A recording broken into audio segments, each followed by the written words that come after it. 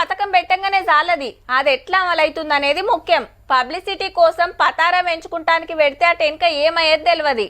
అందాల్సిన వాళ్ళకి అందుతుందా, ఎవరికి రావాలనో వాళ్ళకి వచ్చిందా, ఆఫీసర్లు ఎట్లా పనిచేస్తుండ్రు అనేది చెకింగ్ చేసుకోకుంటే ఇగో గిట్ల కావచ్చు మళ్ళా. అప్పట్లో తెలంగాణ గవర్నమెంట్ కు గొర్రెలమ్మిన ఆంధ్ర ఆసాములు గోసలు చెప్పుకోవటానికి హైదరాబాద్ ఈడీ ఆఫీస్ కు వచ్చిండ్రు. మా కాడ గొర్రెలు తీసుకొని పైసలు ఇవ్వలేదని కేసు పెట్టింది దీనిలే మరి.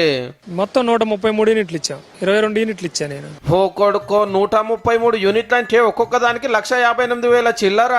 అంటే 2,14,00,000 రూపాయలకు మీద రావాలి. ఒక్కో యూనిట్ లో 20 గోల్రు, ఒక పొటేలు ఉంటది. 28 యూనిట్లకు రావాలి. ఈ కాకకో 4.5 లక్షల బాకీ. మొదట్లో మంచిగానే చెక్కులు చేతిలో పెట్టి నమ్మిచ్చిరట. మళ్ళీ లోడ్ ఎత్తినాక లేలే మీ అకౌంట్లలోనే పైసలు పడతాయని పత్తాకు లేకుంటే ఆంధ్రాకి వెళ్ళి హైదరాబాద్ కు వచ్చి కేసు పెట్టిరు అన్నట్టు.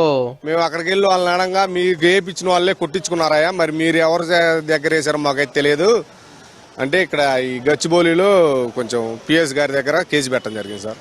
అప్పటి నుంచి ఇప్పుడు 2 సంవత్సరాలు అయింది, అప్పటి నుంచి తిరుగుతున్నాం మేము. ఏడీ ఆఫీసర్లు వివరాలు తీసుకుని పంపిరట న్యాయం జరిగేటట్టు చూస్తామా అని. పాత గవర్నమెంట్ లో గొర్రెల స్కామ్ లెక్క 1000 కోట్లకు మీదనే ఉందటోళ్ళు. ఇక దళిత బంధు చూస్తే ట్రాక్టర్లు, వరి కోత మిషన్లు, డీసీఎంలు, ట్రాలీ ఆటోలు వంచిరు కదా, అవి 170 అమ్ముకున్నారట.